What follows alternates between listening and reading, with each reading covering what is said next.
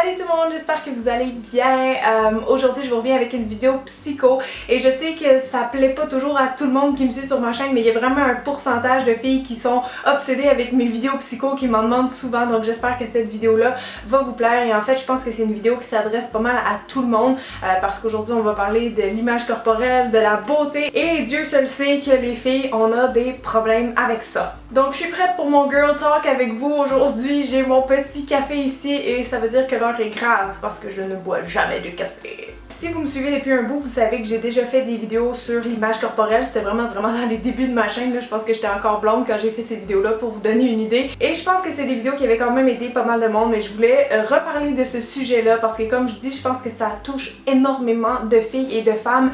Et je vais vous dire honnêtement les filles, moi je suis tannée qu'on soit ici obsédée avec la beauté et la recherche de perfection. Des fois je pense qu'il faut se redonner un petit coup de pied dans les fesses pour se remettre les valeurs à la bonne place. Je vais m'expliquer un petit peu. Donc oui, moi quand j'étais adolescente, j'ai eu vraiment moins confiance en moi, j'avais moins confiance en moi en fait, et je me trouvais laide carrément, même si les gens autour de moi disaient que j'étais belle, moi je le croyais pas, donc ça changeait rien. Donc au lieu de rester là à pleurer dans mon coin, ce que j'ai fait c'est que je me suis prise en main, j'ai vraiment essayé de reprendre le contrôle de mes pensées parce que c'est vraiment lourd à vivre au quotidien de pas se trouver belle. Je sais qu'il y en a pour qui ça peut paraître superficiel, mais vraiment quand on se sent pas belle, on se sent pas bien dans sa peau, puis on se sent comme moins prête à affronter la journée on dirait, puis ça au quotidien sur une longue période de temps c'est vraiment pas bon pour l'estime, ça emmène plein de sentiments négatifs et je souhaite que personne vive ça. En fait je sais qu'il y a plein de gens qui le vivent en ce moment, mais il y a espoir parce que personnellement aujourd'hui je me sens beaucoup mieux que quand j'étais adolescente. Donc je voulais vous donner un petit peu des petits cues, des petits indices, des outils qui vont peut-être vous aider à reprendre le contrôle de vos pensées et finalement vous sentir plus belle. Je veux pas vous faire croire qu'on peut du jour au lendemain comme arrêter de se trouver laide puis soudainement s'apprécier, s'aimer, aimer son corps, son visage, etc.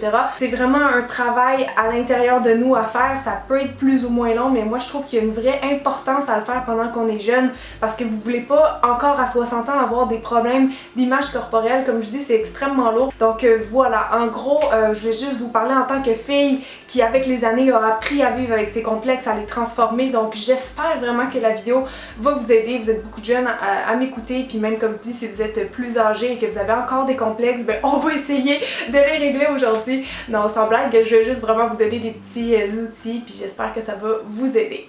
Alors mon conseil numéro 1, ça serait de dédramatiser. C'est vraiment important dans le processus de l'acceptation de soi. Je sais pas si vous êtes comme moi, mais moi quand j'étais jeune, je m'en faisais vraiment beaucoup avec l'image que je dégageais. En fait, j'avais peur de ce que les autres allaient penser de moi. Quand j'étais pas satisfaite de comment j'étais habillée ou coiffée ou maquillée une journée, je pensais que tout le monde allait le remarquer, puis je focusais juste là-dessus au lieu des choses importantes dans ma journée. Puis aujourd'hui, j'avoue que je suis vraiment moins pire, mais tu sais, un exemple classique, si des fois j'ai un bouton, ce qui m'arrive rarement, je vais être comme vraiment gênée, puis j'ai l'impression que les gens vont juste remarquer ça dans mon visage, surtout que maintenant j'en ai plus vraiment, et ça me gêne vraiment. Donc je revis un peu des anciens complexes, mais ce qui est important c'est vraiment de dédramatiser. Dites-vous, premièrement, les gens dans la rue ils en ont rien à faire de votre bouton, je m'excuse mais ils ont vraiment d'autres choses à penser. Donc première chose pour déjà se calmer le pompon avec ça. Et deuxièmement, même si c'est vos amis ou vous qui le remarquez, est-ce que dans une semaine ça va être important? Non. Donc je trouve que c'est vraiment de se remettre un peu les idées en place, de dédramatiser tout simplement parce que c'est pas grave. Mon deuxième truc que j'applique en ce moment dans ma vie quand j'ai des petites passes que je redeviens un peu plus complexée, c'est de se mettre à la place des autres. Parce que moi quand je deviens un peu obsédée par mon image, là, ça m'arrive des passes comme tout le monde d'être moins satisfaite. Je remarque que ce qu'on fait en fait c'est vraiment de l'auto-observation de proche. On devient comme obsédé, on se referme sur notre nombril un petit peu. Moi mon truc c'est ça, c'est de se mettre à la place des autres. Je vais vous donner un autre exemple personnel, peut-être que vous allez vous identifier aussi à celui-là. Ça m'est arrivé en vacances d'être gênée d'être en maillot de bain parce que des fois justement comme je dis je suis pas satisfaite à 100% de mon corps, mais franchement qui l'est. Bref, je regardais mon ami à la plage qui je trouve a un super corps en maillot, genre la silhouette parfaite, le genre de corps que je me dis que les gars aiment toutes. Puis j'étais en train de complexer vraiment avec mon poids, avec ma silhouette, etc. Et ça c'est plate premièrement parce qu'on profite pas de la plage, on profite pas du beau temps, on profite pas... en fait on vit pas au moment présent, on se renferme dans notre tête puis on fait juste penser à qu'est-ce qu'on dégage, qu'est-ce que notre corps dégage. Et quand on fait ça premièrement c'est pas attirant, donc si vous vouliez que des gars vous remarquent à la plage, c'est pas le meilleur conseil que je peux vous donner. Et deuxièmement, il faut savoir que toutes les femmes ont des complexes. Je vous jure que même genre Scarlett Johansson, elle en a. Donc même si vous trouvez une fille vraiment belle puis que vous pensez qu'elle est pleine de confiance en elle, dites-vous qu'elle aussi a envie d'autres choses chez d'autres femmes. Ça c'est sûr et certain. Donc même si vous trouvez quelqu'un magnifique, même si vous me dites dans les commentaires mais Cynthia tu es très belle, je ne comprends pas tes complexes, dites-vous que tout le monde trouve quelqu'un d'autre plus beau que soi, c'est sûr, c'est comme ça. Donc oubliez pas non plus que les gens, ils vous voient pas comme vous voyez. On est souvent très sévère avec nous-mêmes. Je parle beaucoup pour les femmes ici, là, mais on est vraiment sévère et on s'en demande beaucoup et ça compte aussi pour la partie physique. Donc moi, ce que je me suis dit avec le temps, c'est que hey, en ce moment, je suis en train de complexer parce que je me compare à mon amie, mais qu'est-ce qui me dit qu'elle, dans sa tête, en ce moment, elle est pas en train de regarder une autre fille sur la plage puis qu'elle aussi a complexe puis elle a envie d'une autre fille. Donc au final, tu sais, je trouve que de se mettre dans un autre angle, une autre position, ça nous fait juste comme décompresser un petit peu avec ça parce qu'au final, tout le monde a des complexes, personne n'est parfait et tout est relatif. Un truc que j'applique aussi maintenant dans ma vie que j'avais pas réalisé quand j'étais ado, c'est tout simplement d'être réaliste.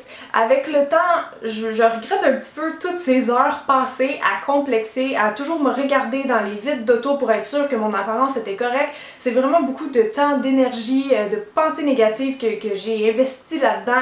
Je sais pas trop comment l'expliquer, mais en fait le but c'est toujours d'avoir une vie équilibrée. Donc si l'apparence prend toute la place, ben c'est pas bon. Donc moi je regrette que ça ait pris trop de place parce que aujourd'hui je trouve que c'était un peu égocentrique de ma part, je sais pas comment le dire, je veux pas accuser personne qui a des problèmes d'image corporelle de filles renfermées sur elle qui fait juste penser à son physique, mais avec le temps on dirait que je suis devenue comme plus terre à terre avec ça, plus réaliste parce que je sais pas si c'est la sagesse, ma grande sagesse de 23 ans, mais je me dis que le plus important pour moi aujourd'hui c'est d'être en santé. C'est pas la beauté, c'est la santé qui passe en premier. Non, j'ai pas les plus belles jambes du monde, mais c'est des jambes qui sont en santé, qui fonctionnent, qui me permettent de marcher, de courir, de faire plein de choses extraordinaires, de parcourir le monde. Sérieusement, comme j'exagère un peu, mais vous comprenez le but. Donc je veux dire, mon corps est en santé, j'ai pas aucun problème, je touche du bois là. Mais sérieusement, c'est ça le plus important dans ma vie parce que je me dis tout le temps que si je serais pas en santé, je pourrais pas faire tout ce que je fais là en ce moment et je chéris à tous les jours la vie pour la remercier de tout ce qu'elle m'apporte et c'est ça, j'ai comme changé un petit peu ma vision sur mon corps. Mon corps c'est pas juste une enveloppe physique, le plus important c'est que ma machine elle fonctionne bien. Quatrième point maintenant, super important si vous êtes ado, que vous m'écoutez en ce moment, bon comme je vous ai dit, moi mes problèmes d'image corporelle c'était vraiment comme au secondaire, je pense que ma lumière clignote, je sais pas pourquoi elle fait ça. Elle m'énerve. Donc bref, ce que je disais, c'est que si vous êtes adolescente, faites confiance au temps. Vous le savez, l'adolescence, c'est vraiment le passage de l'enfance à l'adulte. Donc, le passage de l'enfance à l'adulte, à la vie adulte. Ah, en tout cas, donc parfois il y a des choses qui changent qu'on n'aime pas trop, mais dites-vous juste que votre corps, votre visage, ils n'ont pas fini de changer, ils sont en transition. C'est pas rare qu'on va entendre des gens dire que leur meilleur moment physique, là, c'était dans leur vingtaine, que c'était là qui était le plus bel ou le plus beau. C'est quand même assez vrai, je dois dire, parce qu'après ça, à partir de la trentaine, déjà, le visage commence vraiment à vieillir, en fait, passer la vingtaine. Donc c'est vrai que souvent, on est comme au sommet de notre physique, début vingtaine, mais c'est juste pour vous dire, comme, faites confiance au temps. Normalement, je vous jure, là, pas mal tout le monde s'embellit avec le temps. Mère Nature fait bien les choses.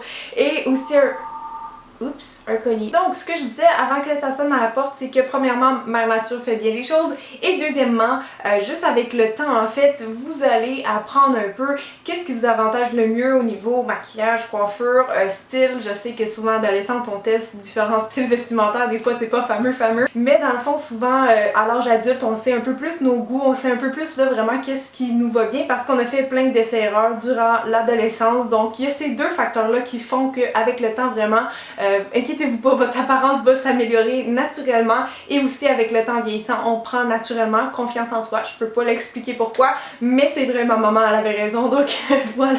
Ok, maintenant mon cinquième point, c'est juste de penser en fait à long terme. Ma lumière clignote encore. Donc c'est ça, le cinquième point en fait, c'est de penser un petit peu à long terme. C'est quoi la trace que vous voulez laisser dans le monde? C'est comment que vous voulez que les gens se rappellent de vous? Je sais pas pour vous, mais moi j'aimerais mieux que ce soit écrit sur ma tombe que j'ai fait tel accomplissement, que ma personnalité c'était comme ça, que plutôt que elle avait des beaux cheveux et un beau maquillage en tout temps, tu sais. C'est comme...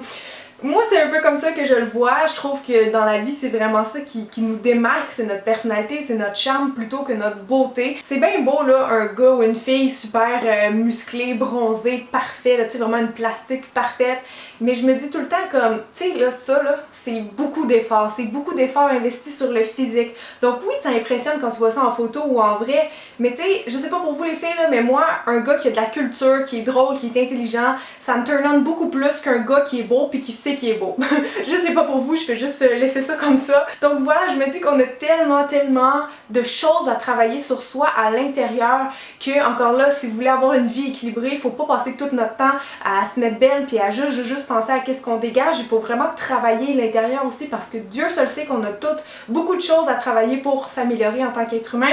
Donc moi, c'est ce que je pense en fait. Quand je vois quelqu'un qui est trop parfait, je me dis mon Dieu, mais cette personne a l'air juste obsédée par son physique et je trouve pas ça attirant personnellement. Donc c'est ça, pour moi, c'est vraiment important de commencer jeune à construire sa confiance en soi parce que la beauté et la jeunesse, ça ne dure pas. Donc évidemment qu'il faut en profiter, mais je veux dire, c'est super important de vous construire autre chose à l'intérieur, quelque chose qui va durer toute votre vie, c'est-à-dire une belle personnalité, une belle âme, pas juste quelque chose de, tu sais, qui va partir avec le temps là. Je sais que tout ce que je vous dis en ce moment, tout le travail à faire intérieurement, c'est le chemin le plus difficile, c'est un chemin périlleux qui va peut-être pas marcher pour certaines d'entre vous, mais si vous y mettez vraiment des efforts puis que vous y croyez, je pense que oui, ça peut marcher. C'est toujours le plus difficile de travailler sa confiance en soi, de travailler tout ce que je viens de parler versus directement aller se faire une chirurgie puis en refaire d'autres parce qu'on sera jamais content, tu sais. Moi je vois ça comme ça, je pense que c'est le chemin le plus long, le plus difficile, mais à long terme, c'est lui qui donne des meilleurs résultats, travailler sur soi. Donc voilà, sur ces sages paroles,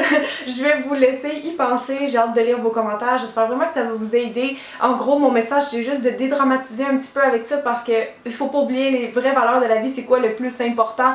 De quoi vous voulez profiter à 100 ans? De quoi vous voulez vous rappeler de votre vie? Toutes les heures passées à vous arranger ou les bons moments en famille et avec vos amis. Des fois, je m'entends parler puis je suis comme on dirait que j'ai 70 ans. J'ai l'air d'une grand-mère qui donne des conseils. Mais bon, grand-mère ou pas, je voulais juste vous remercier d'avoir regardé ma vidéo et vous tenir au courant que d'ici maintenant, en fait, je vais être vraiment occupée jusqu'en septembre. Vous allez avoir plein de vlogs aussi parce que je vais beaucoup voyager, je vais avoir beaucoup d'événements, des choses comme ça. Donc j'espère que les prochaines vidéos vont vous plaire et si vous avez aimé celle-ci, vous pouvez faire un gros thumbs up. Mais si vous l'avez pas aimé, mettez pas de thumbs down parce que c'est pas très gentil. Et donc voilà, je vous aime super fort et on se revoit super vite. Bye!